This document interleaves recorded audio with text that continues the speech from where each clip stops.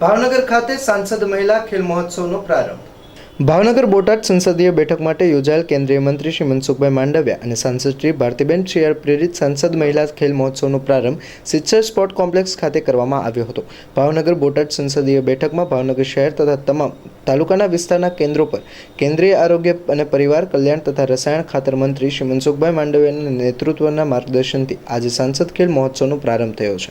ભાવનગર અને બોટાદ વિસ્તારના મહિલાઓ માટે યોજાયેલ આ ખેલ મહોત્સવમાં વ્યક્તિગત અને ટીમ એ બે ભાગમાં આયોજન કરવામાં આવે છે, જેમાં વ્યક્તિગત રમતોમાં 2945 બહેનો તથા ટીમ રમતોમાં 403 ટીમોનું રજીસ્ટ્રેશન થયેલ છે।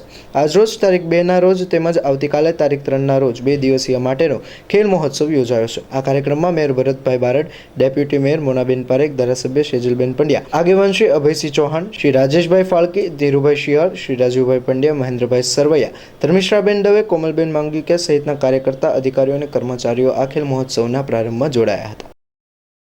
સૌથી પહેલા તો મારે તમને ખૂબ ખૂબ અભિનંદન આપવા છે અને ખૂબ ખૂબ શુભેચ્છાઓ પણ આપવી છે। હમણાં અહીંથી વાત થઈ ને કે રમવું બધાને ગમે અને એક પ્રકૃતિ સહજ બાબત છે।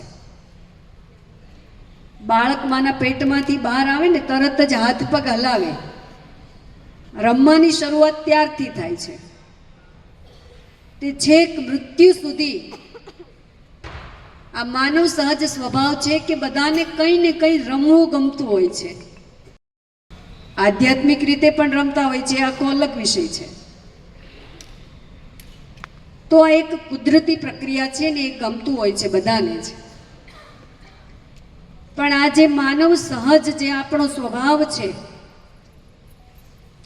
એને નિખારવાનું કામ, એને યોગ્ય પ્લેટફોર્મ આપવાનું કામ અને આ દેશમાં ખૂણે ખૂણે જે તાકાત પડી છે, જે ટેલેન્ટ પડ્યું છે, જે કૌશલ્ય પડ્યું છે, આ દેશના દીકરા દીકરીઓ, માત્ર દીકરા દીકરીઓ નહીં, વયોવૃદ્ધ લોકો સુધી કોઈ પણ માણસ માટે, કોઈ પણ ભારતના નાગરિક માટે થઈને એમને રમવાનું યોગ્ય પ્લેટફોર્મ મળે એ દિશામાં જો કામ કર્યું હોય ને આ દેશમાં, તો આપણા યશસ્વી દેશના વડાપ્રધાન આદરણીય નરેન્દ્રભાઈ મોદી સાહેબે કર્યું।